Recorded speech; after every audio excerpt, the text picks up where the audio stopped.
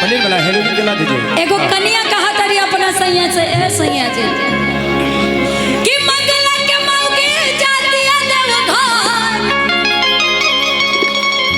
और पहन के गिरुआ थारी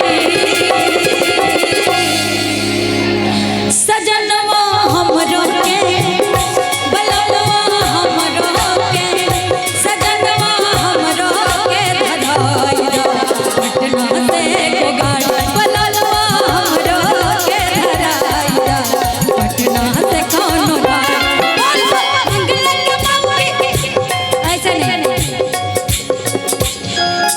ऐसे अच्छा लगेगा। अच्छा लग रहा है कि नहीं? हम जाना था नहीं दोनों खाते, लेकिन आज सावन के दूसरा सोमवार है। अगर बाबा के नाम मन बना अब देखा मोदी जी का कर ले रहा 4 साल का नौकरी रहा तो तनी से बाबा में मन लगा ला कि मोदी जी का मन बदल जाए, 25-50 साल का नौकरी हो जाए। सही बात बना बोले बाबा बैजनाथ की और ताली बजा के ऐसे तू नानू मजा इतने हाथ उड़ाई पूरा पूरा मंगला के माऊ पे जाती है देव घर मंगला के माऊ पे जाती है देव घर रे गरुआ बलवा हमरो के सजनवा हमरो के बलवा हमरो के धरा पटना से कौन गाड़ी बलवा हमरो के धरा पटना से कौन गाड़ी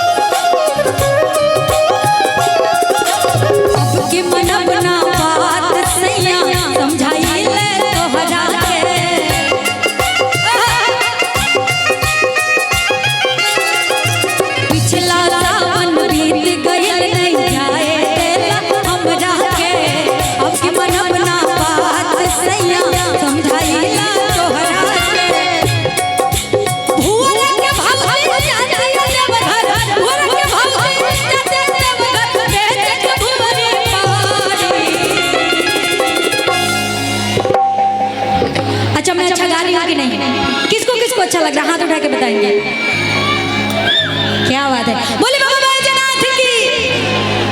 अरे भुवरा के भाजे जाते देव घर अरे बैठ के भुवरी पारी सजनवा हमरो के बलवा हमरो के सजनवा हमरो के धरा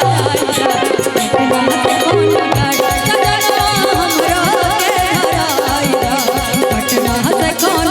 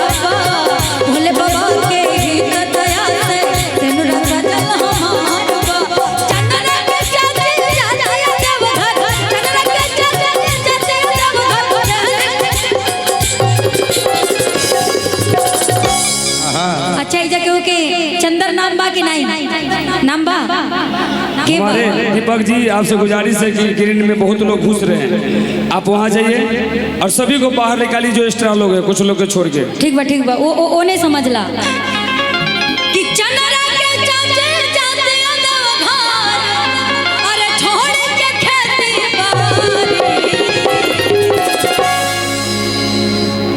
सजनवा हमरो के बलनवा हमरो के, सजनवा हमरो के धराई पटना बगुनार, बोलो हमरो के धराई पटना से कौन गाड़ी, सजनवा हमरो के धराई पटना से कौन